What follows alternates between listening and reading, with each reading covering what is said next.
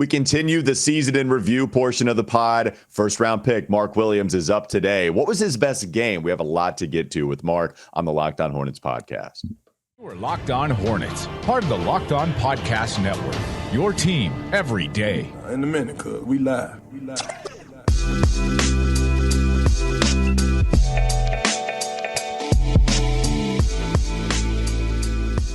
It's Locked On Hornets, part of the Locked On Podcast Network. It's your team every day. Thanks for making us your first listen. We're free. We're available anywhere you get your pods, and that does include YouTube.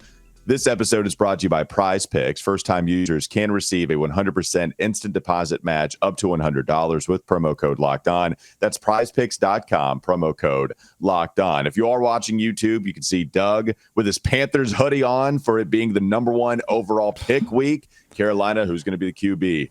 Who's going to be the savior? I don't care. I don't care about any of that. You know what this is? This is it is a Panthers hoodie, but it's a light hoodie, and it's at time of the year when it's like 30 degrees in the morning and 70 degrees at night. And so that's why I'm wearing it. It's a light hoodie. You can get out of it pretty easy.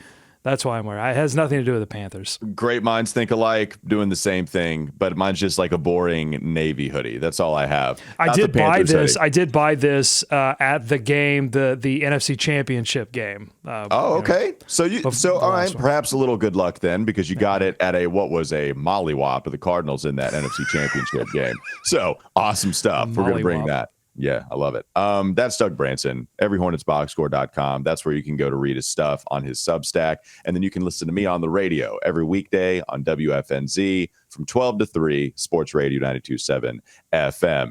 Let's get to, Doug, I think I would feel okay saying that Mark Williams was the biggest bright spot on the team. And then you might look at me and say, of course, what else would be? Well, DSJ had a really nice story, but he didn't solve what was like a decade-long problem at center for this squad.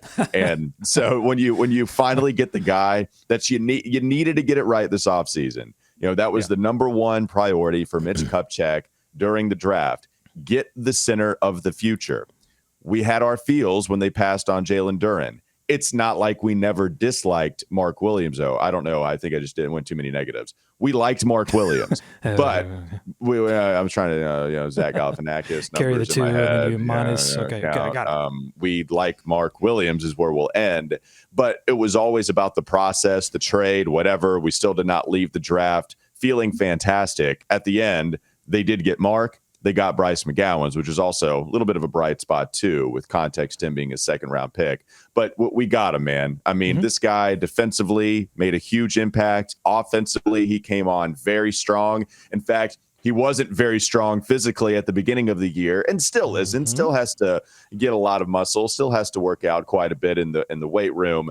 But also, I would not call him soft. I just think that the aggression isn't there sometimes. And even then, I thought he got a lot better. I am leaving this season with Mark Williams having exceeded the expectations, and I already thought he could be a good player. Yeah, and I think it's a bright spot for a lot of reasons, some of which you just mentioned there, but we have to recognize that it was a bright spot because he didn't really have a lot of competition this year in terms of bright spots. LaMelo Ball spent a large majority of this season on the bench and injured, and a lot of other players as well. And so Mark just being available in the second half of the season, apart from the thumb sprain, was an ability in and of itself and was a bright spot. And he did bring some energy. He brought, I don't know if intensity, but he brought some smarts to the team. And that's the one thing that Clifford will point out over and over, that this guy is super smart on the floor, doesn't make a ton of mistakes, especially when the ball is in his hands around the rim. You don't see him turning it over a lot. You see him converting more so than not. So those were all bright spots. The other thing, too, is like, as you said, where he came from, we didn't really know if this was going to work out because he did spend a lot of time in Greensboro. We didn't know if that opportunity was going to hit. And then Nick Richards gets the ankle sprain around Christmas time, and Mark gets a chance to crack the rotation. And I think it also came in parallel with Nick Richards, who had a great start to the season. His shine started to diminish a little bit as we got into the doldrums of December. And so all of that came together for Mark to have that breakout game against Oklahoma City, 17 points, 13 rebounds. And then we went, oh, hold on. have we just solved this thing? Is this center position that we have just been absolutely depressed over as Hornets fans for so long? Have we finally started to solve this thing? You know, the draft for so many Hornets fans, it has gone wrong so many times that I think a lot of, I'll speak for myself, like I was just expecting this not to work out. And it really had little to do with Mark Williams and more so with the history of the Hornets drafting at this position. And so to watch that 17-13 blossom to him ultimately starting when Mason Plumlee was traded and to continue to rack up good stats and double-doubles and high block games, you know, it was extremely encouraging and a relief, honestly. Well, and look, I've mentioned it a couple times. It was right after Christmas that he entered the rotation for sure. And I remember asking Mark Williams during exit day just about what was the moment where you felt comfortable, like you really belonged. And he said, look, I always had a lot of confidence in myself, but when I stepped out there against Portland for that first time and had to go up against Nurkic and held my own, like he said, look, it was just solid. I felt good afterwards. The second game, 3 of 5 from the field, that was against Golden State. And, you know, didn't put up monster numbers, but scored 6 points, just treading water. And then boom, OKC, right? Small team, bullied them, 17 points, 13 rebounds, perfect from the field, and we're off and rolling. You know, so like in the third game, Mark is really a part of the rotation. He gives you 17 and 13 and takes advantage of the areas there are advantages to be taken. And that's what I think Mark Williams was able to continue to strive right after that and really put together a string of good games here and there in the second half of the season. Plus, if we just want to look at some of the numbers here, if just for anybody that hasn't looked at the basketball reference page, 9 points per game. He played 43 this season, 43 games total. Free throw percentage a little down compared to what it was at Duke, but not awful by any means, like 69%. I'll take that from the center. 64% from the field shooting, ended up averaging 7 rebounds per game.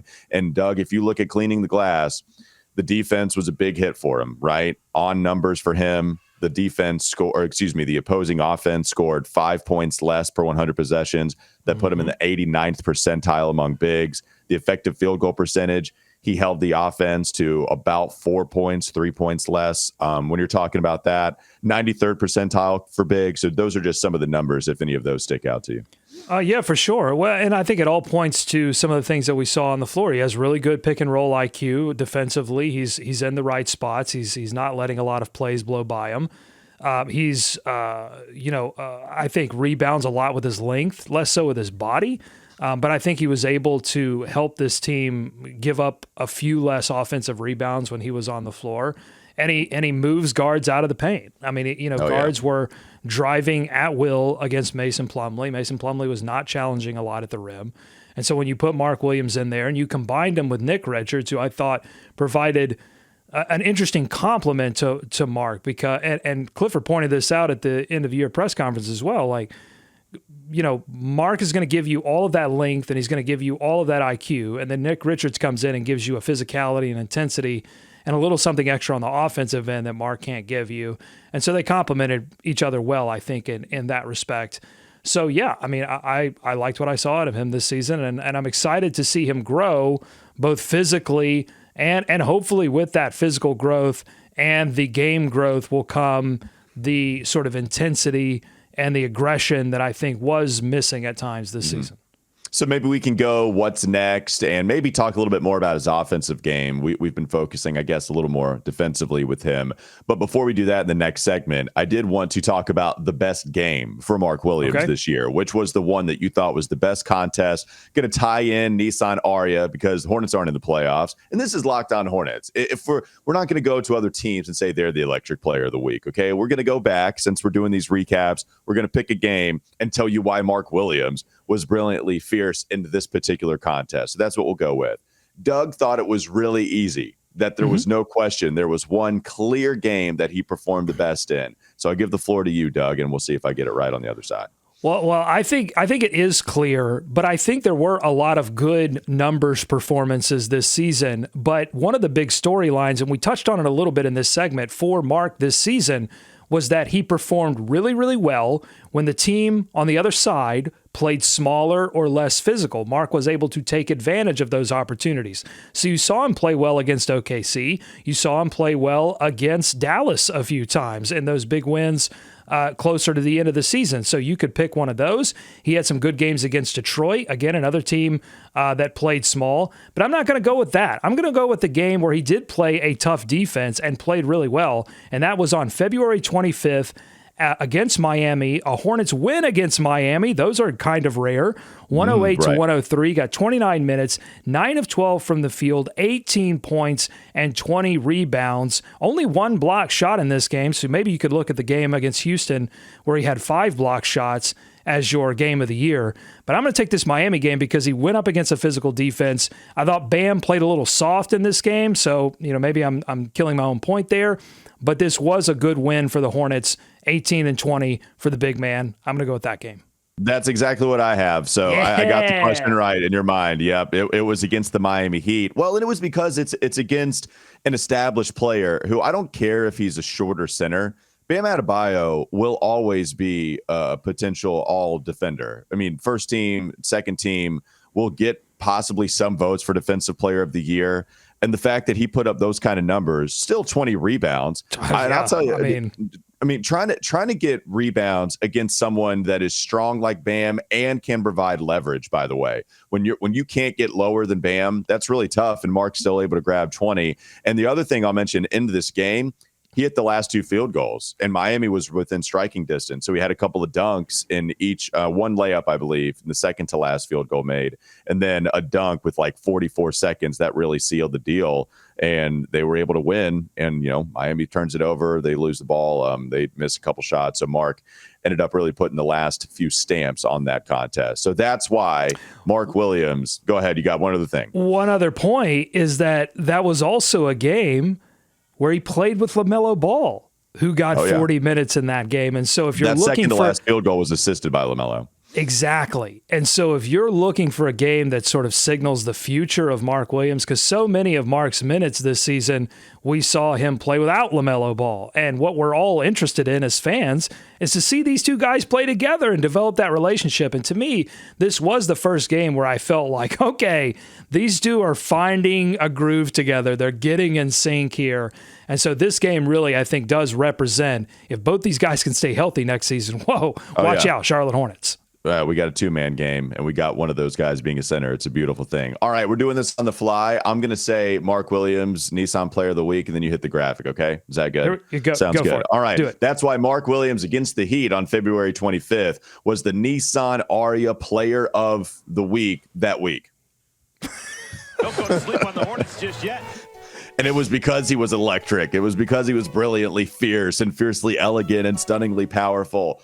All qualities that you can match from either Mark against the Heat or the electric vehicle that is the 2023 Nissan Aria that packs pin you to your seat power and premium intelligence. Now, that's the one. That's the one. Premium intelligence. It's not listed in the qualities, but if you don't mind, Nissan, I'm going to take that premium intelligence. I'm going to apply it to Mark and make that comparison. It's the all-new, the all-electric 2023 Nissan Aria, the electric vehicle for people who love to drive. Shop now at nissanusa.com. This episode is also brought to you by PrizePicks. PrizePicks is a daily fantasy app or website where you can pick 2 to 6 players, and if they score more or less than their PrizePicks projection, you can win up to 25 times your money on any entry. There's no competing against other people. It's just you versus the projections available, and they offer projections on really any sport you talk about. The NBA playoffs, NFL, MLB, men's and women's college basketball, WNBA starting up, soccer, esports, everything. There's plenty more. You got to go check it out for yourself. Entries can be made in 60 seconds or less. It's that easy. Plus, you have safe and fast withdrawals, and they're currently operational in over 30 states and Canada. Download the PrizePicks app or go to prizepicks.com. Sign up and play daily fantasy sports. First-time users can receive a 100% instant deposit match up to $100 with promo code Locked On. If you deposit $100, they give you $100. If you deposit $50, they'll give you $50. Do not forget to enter promo code Locked On at sign up for an instant deposit match up to $100. More Mark Williams coming up next. Is Locked On Hornets. This says the Hornets received 3 votes for their handling of James Borrego, who was viewed as doing a good job the past couple of years before Charlotte fired him after the season. Then hire him. No one's hired him. These GMs are like, oh, we love James Borrego. Oh, you going to hire him? I don't think so. He got blown out twice in play. You can't hire that guy. It's time for more of the Locked On Hornets podcast.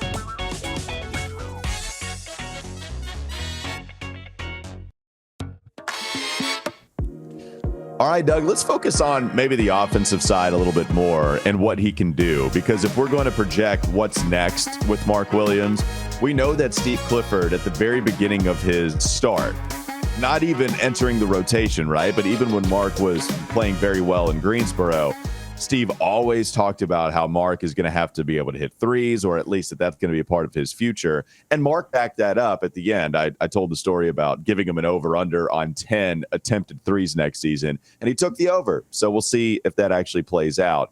But he can hit in those short roll pick and pop opportunities. And we saw that a couple of times. I think it was against Oklahoma City, if I'm not mistaken, Phoenix, excuse me. It was against Phoenix in the Kevin Durant debut at the Spectrum Center, where he hit a couple of jump shots, and any jump shot that he took, you felt comfortable with, right? There was one, I think it was against Cleveland at the end of the year, where he was hesitant to take it, but the defense just kept sagging off of him. And he's like, all right, fine, I'll take it. And sure enough, he hits it. So I like the ability to hit the pick and pop there. I want that to be more part of his game, honestly. I think that'll open up driving lanes a little bit more so. I really like that ability on top of the dunking. And, man, he can dunk pretty powerfully despite how slim he is. That Phoenix game was funny because he did go up against Kevin Durant, and he got a few back down opportunities against Kevin Durant, and Kevin Durant swatted it away. It was just funny to see Mark be like, oh, yeah, there are guys that have my wingspan in this league. You're like me. It was like the Spider-Man meme, instead of the Spider-Men pointing at one another, it was just one of them blocking the hell out of the other one. Mm-hmm. So that was a funny game. But yeah, I mean, offensively, I think there's a lot of room for his game to expand. You know, I think if he can shoot threes, it's a game changer for a lot of reasons, because this Hornets team needs to go 5 out at some point. And none of the other centers have shown any kind of ability to hit a three, although I think that Nick Richards sneakily can shoot threes, and they are just hiding it from us. That's my conspiracy theory. Right. I think it seems like the staff has seen something in Mark Williams that makes them believe that he can shoot threes. Otherwise, I don't know why they would even, reveal that information that they think he can. So, I'd like to see that if he's going to play Summer League. I'd like to see it featured in Summer League next season, or at least in the training camp preseason period. Try to see that expand a little bit more, because it would open up just a ton more. The other thing we have to remember, the thing that I closed the segment with, the last segment with, he hasn't played a lot with LaMelo Ball. That's going to open up a ton for him offensively. There were a lot of games this season where the ball just couldn't get to Mark Williams because there wasn't a lot of things to distract the defense from. The defense was allowed to throw a couple of extra guys at Mark Williams when he started to get it going, because there was no LaMelo Ball on the floor, and there weren't a lot of other offensive weapons that could distract a defense. And so a lot of things will open up for Mark when LaMelo can return and get into a groove with him.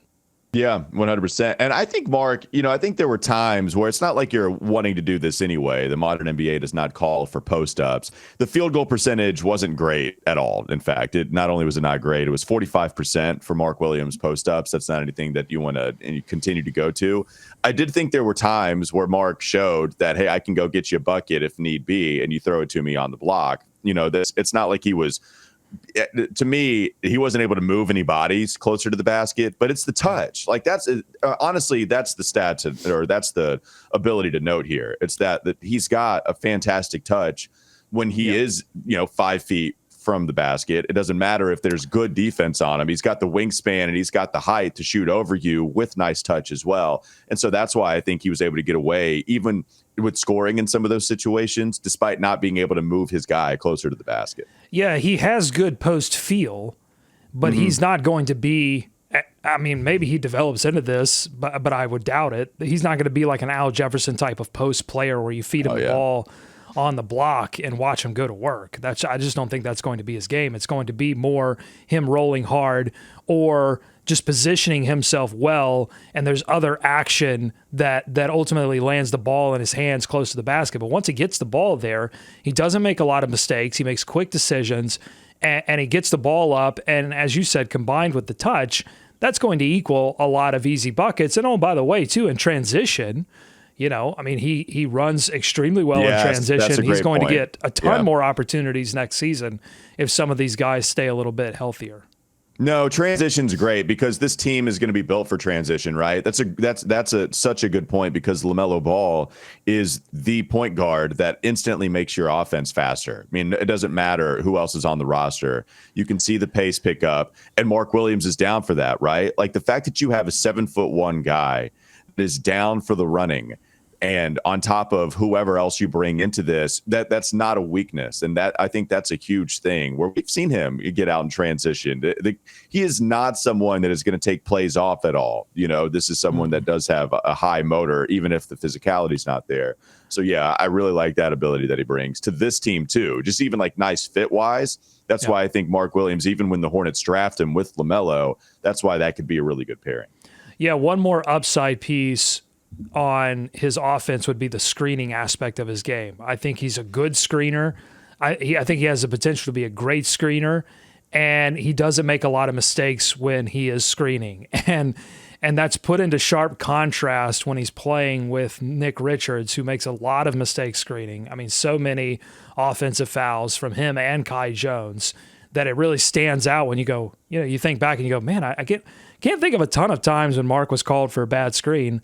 So he's just, again, that goes to the IQ piece. It goes to sort of some of the fundamental pieces that are in place already for Mark that he can build around. He doesn't have as much to figure out. I think a lot of these other guys, a lot of these other young guys on the team, including Bryce McGowan's, JT Thor, they've still got some stuff to really figure out when it comes to the NBA game.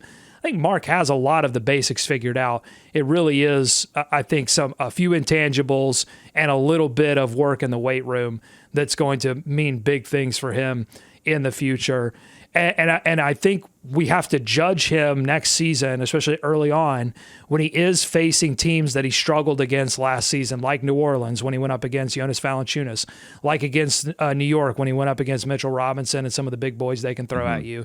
And then Chicago, who I think features just a lot of tough defenders and a tough defensive scheme that really tries to eliminate your best players. And so those are the matchups. I'm not really going to care so much about how well he plays against Oklahoma City, Dallas, Houston, Detroit, some of the worst teams in the league or some of the smaller teams in the league. I want to see next season, can he start to tussle with the big boys?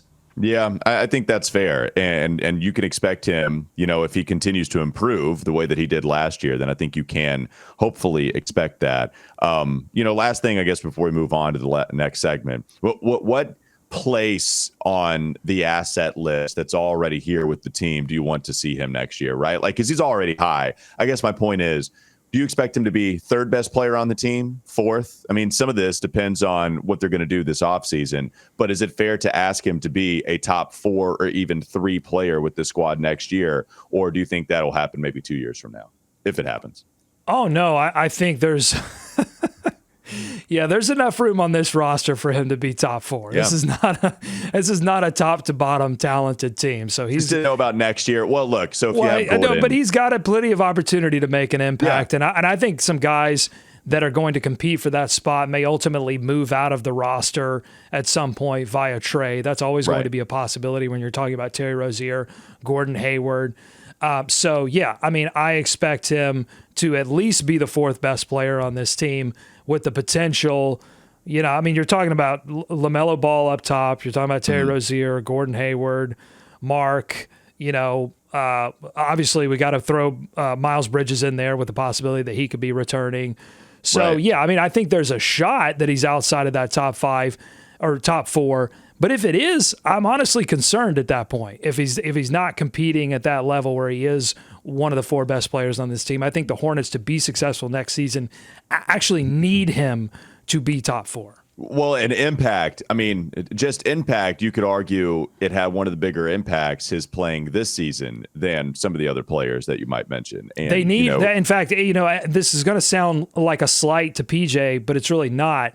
They probably need PJ not to be one of the 4 best players on the team, right? Because if he is, to me, if he's one of your top performers on the team, something has gone wrong. Well, it just depends on who's ahead of him. LaMelo is always going to be number 1. You want Mark because of the way that he just deters guards from driving in the paint. That's a big deal for your defense. And then Miles, if he comes back and he is something of what he was before he was arrested and missed the whole year, that probably puts PJ at 4, depending on. So it just depends on who's in front of him. But right, like I think largely, yeah, I completely agree. And we'll see what happens with PJ. I will say, Mark, PJ lineups, if Mark can shoot the 3 and then having PJ at the 4, the fact that your front court would be able to knock down shots from the perimeter. Yeah, I'm dreaming. It's going to be tough to stop. All right, let's go to the last segment coming up next on the Locked On Hornets podcast. Don't go to sleep on the Hornets just yet. Doug usually brings the mock drafts, but he brought the tables today. He brought graphs for you. He's going to teach you. He's going to learn you a little something about the defense and the offense. For the Hornets, not only last season, not only 2 seasons ago, but since 2014, we got a lot of stats to go over in the next segment. This episode is brought to you by Ultimate Basketball GM. The game allows you to manage every strategic aspect of a franchise, playing through seasons and leading your franchise and fans to glory as you build a historic dynasty in the simulation. And you're responsible for dealing with challenging personalities, hiring the right coaches, trading and training the right players, also navigating your franchise through free agency.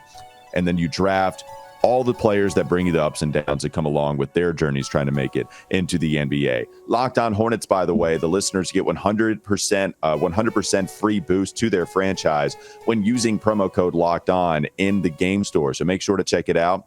Download the game. Just visit probasketballgm.com, scan the code, or look it up on the app stores. That's probasketballgm.com. Ultimate Basketball GM. Start your dynasty today. One more segment to go. Locked On Hornets. Is Locked On Hornets. Mitch Kupchak, will he do the thing that he has not done in season this entire anything time? The thing that he has not done it is always anything. comes back to do something. Just do one thing. You need to get a stick from outside and become the meme in person, because it always comes back to do something. Do something. It's time for more of the Locked On Hornets podcast. Let's do a little NBA math here. Well, not from the website, but just NBA math in general. Let's have some of those tables there because you were surfing. You said this weekend you went down a basketball index rabbit hole, and a few of those graphics showed up on the rundown. I believe you have that ability to show the people as well. Doug, why don't you show the people what you've been looking at? Yeah, I'm going to post these images as a post on our community page on YouTube. So if you haven't had an opportunity to check out our YouTube page, this would be a good time. All the people that listen to us faithfully every day, go check that out, youtube.com/Locked On Hornets podcast. So this is from B-Ball Index, and they have a stat called LeBron, and it measures your impact on the floor. And then they have this separated out by offensive LeBron and defensive LeBron, or O LeBron and D LeBron. And smart people like this stat. It's not perfect. There are a lot of stats out there that try to just give you impact. A lot of complicated math is involved. And so I generally trust it because, when I look at things across the league, it makes sense to me. Anyway, so what you're looking at on the screen right now is a plot that shows players offensive LeBron and their defensive LeBron. And so you can see, obviously, in this scenario, being in the upper right quadrant means you are making a big impact on the offensive end and the defensive end of the floor. In the lower left quadrant means the exact opposite. And so a couple of things to note from this is just this season, by the way. A couple of things to note from this one is that you've got LaMelo and Terry way up on the offensive LeBron scale, but very low on the defensive end of the floor. So they are up in the upper left-hand quadrant. And then you've got your defensive stalwarts like DSJ, who is leading the team in defensive LeBron, and Mark Williams, who is just behind him.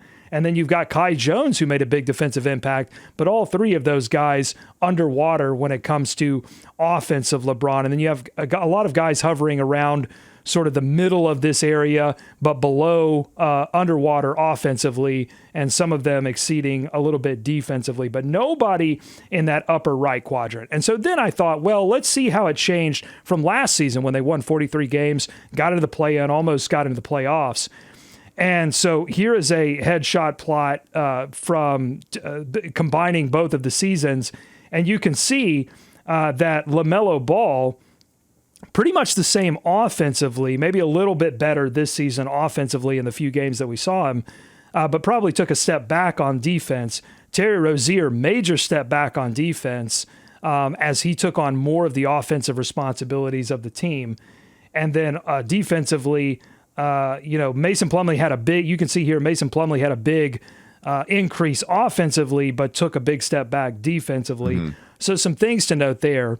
And then the final thing that I want to show you, Walker, and then we can can I mention something? Can we focus on those two real quick? Sure. So I think just with those first two graphics that you show, I don't think it's a coincidence that the two ball handlers from this year are at the top in the positive offensive region in LaMelo and Terry. And then when LaMelo's out and Terry's missing time and you don't have a legitimate point guard until DSJ comes back, but remember, he was even hurt. Everybody suffers because of it. So you really are only talking about two guys in the positive offensive area, unless you're also talking about SU's feet.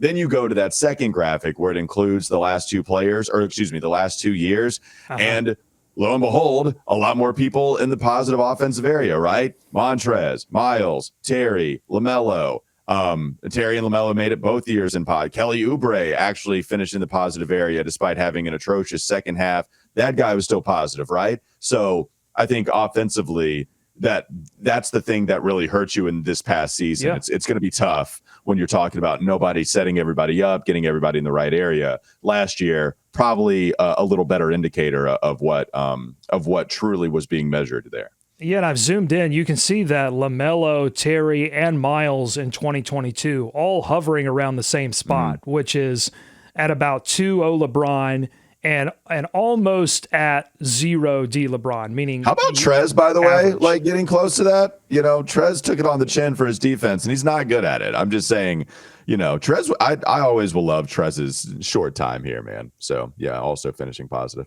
But the thing to know from these two graphics, the thing that you should take away is that for the past two seasons, they have not had a single player that has been a positive on the offensive floor and a positive on the defensive floor. I think that's kind of the big takeaway. And so the final thing that I wanted to show you is, because this was my question after this, okay, so for the past two seasons, they haven't had one of those players. Have they had one of those players as far back as these stats go? And they go back to 2014. So that would encapsulate the last time they made the actual playoffs. And so that's the final graphic. And the answer is yes, they have had players that have been positives on both ends of the floor. It's been Kemba Walker 3 times. It was Al Jefferson in the Bobcats playoff season. Marvin Williams, Josh McRoberts in the Bobcats playoff season. Cody Zeller, I'd have to see about that. He's like right on the line of being that. Then you have a Nick Batum. That was the 2016 playoff season for the Hornets. Jeremy Lamb makes this list. Frank Kaminsky strangely makes this list for one of his seasons. Oh, people and are then, not happy. Finally, Jeff Adrian is probably the weirdest. The weirdest name on this list. How did they acquire him again? I forget. It was the trade. I forget what trade it was. We can get our research team on it. But yes, that was Jeff Adrian certainly is the one that finishes that off. And then everybody else, which again, it's hard, right? Like it's hard to be positive offensive and defensive. Is there one that stands out to you? I think the things to note for me is that Kemba, positive defender in 3 of those years, right? Kemba was not bad defensively. He was small, but that's what I think I don't know how much we took it for granted or anything like that. It just goes to show, despite him being so small, there was some kind of positive that he would bring defensively. And it's almost kind of like the Steph Curry effect where people say, hey, just attack Steph. He's not good. Well, he's not great. He's not Draymond. He's not Clay, but he's good and he's fine. And so I think that was the thing with Kemba. The other thing to note is Nick Batum. If you look at those 3 seasons, defensively, there were worse seasons, of course, but offensively, man, I mean, he's right in that area in each of those 3 seasons that he played. He was who he was. I mean, there was, I mean, as much as we wanted him to change offensively, his game was his game, and it probably fit more in the role that he currently occupies than the role that the Hornets probably needed to have him be, or they needed to put some better players around him so that he could continue that role with the amount of money that he was making. But the big takeaways from all of this, I think, are number one, that for a long time, the Hornets have not had a superstar that could really be in the upper portions of this upper right quadrant where you're a two-way superstar. They haven't had that. But they've also lacked, I think, a lot of players that excelled at one thing or the other and then were average, in terms of their impact on the other end of the floor. So they haven't had a lot of superstars on the defensive end that didn't hurt them pretty significantly on the offensive end or vice versa. And so that's what I think, if they're going to get back to the playoffs, the graph has to look a lot more like it did in 2022 when you had guys like Miles and LaMelo and Terry who weren't absolutely destroying you on the defensive end, but were also excelling on the offensive end. And that's going to be Steve Clifford, if he still is the coach next season. That's going to be his big challenge. How do you get some of these really talented pieces of firepower offensively to up their game defensively? Not that they become defensive superstars, but that they just do enough that you can, operate efficiently on the defensive end. That's going to be the challenge. I do think that's possible. I think with some of the moves that they can make this offseason, I certainly think that's possible. Well, look, he turned Al Jefferson. I mean, Al Jefferson was not a defensive player. I mean, you know what I'm saying? Like, that was not his strong suit. And you can see he finishes that playoff season with a, all NBA award. And, he was a positive defensive player for that team. So it is possible. Steve Clifford has proven it's possible with this franchise. So I think that gives you some hope for next season. All right, that'll do it. Thanks for making us your first listen. Now make your second listen game to game NBA. Every moment, every top performance, every result. Locked On Game to Game covers every game from across the league with local analysis that only Locked On can deliver. Follow Game to Game on Locked On NBA, available on the Odyssey app, YouTube, and wherever you get your podcasts. Coming up for the next player recap, it's going to be Terry Rozier, so a big player tomorrow. Make sure you check that out. Again, anywhere you get your pods, and watch our channel on YouTube. Thanks again. Have a great rest of your day. We'll be back with you tomorrow.